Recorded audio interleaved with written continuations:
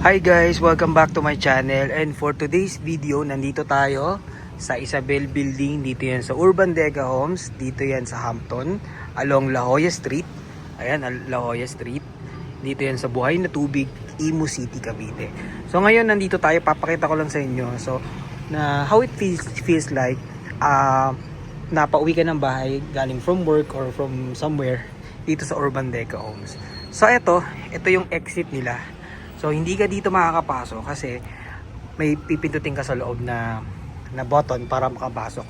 So pupunta tayo sa kabilang side. Ayun, nakita nyo. Yun yung entrance. So tara, let's go.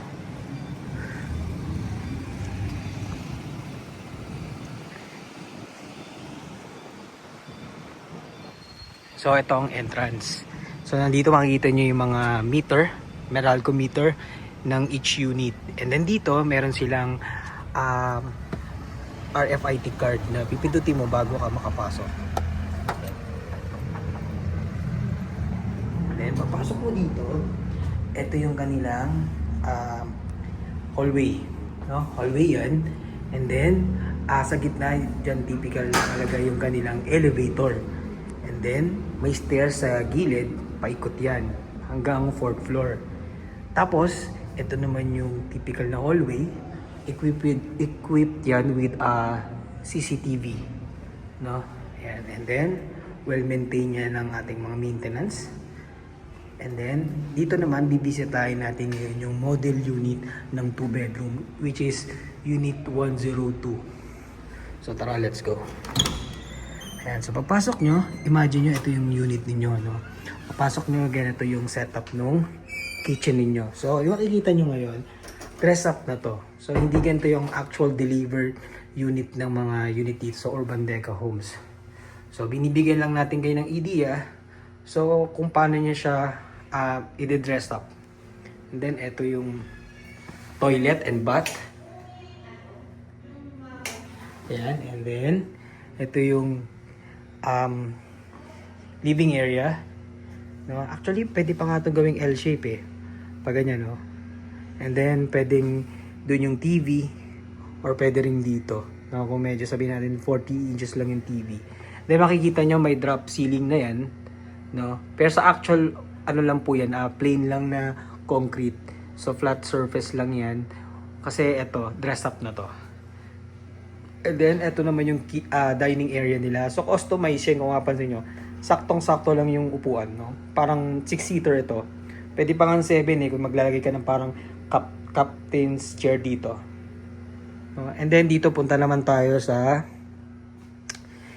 bedroom 1. So ayan, meron siyang provision for air conditioning unit.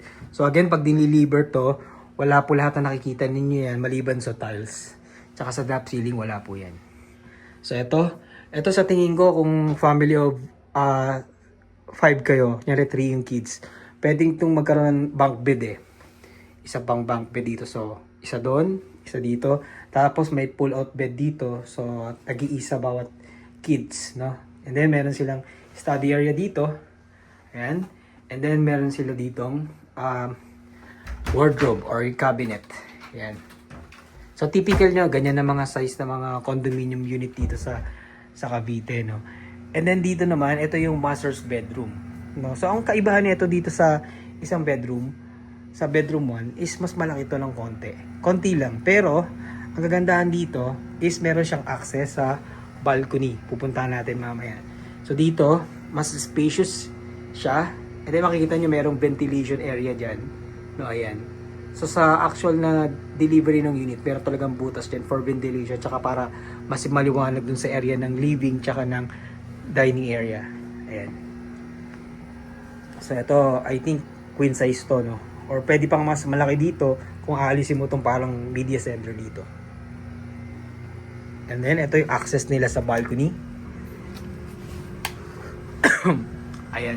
So, lahat ng kwarto dito, meron siyang provision for air conditioning unit. So, yun yung provision for air conditioning unit sa bedroom 1. And then dito, meron din yung butas para sa air conditioning unit for master's bedroom. Pero, kung gusto mo ng split time na aircon, wala namang problema, pwede mo naman patakpan yung butas doon at your own expense, no?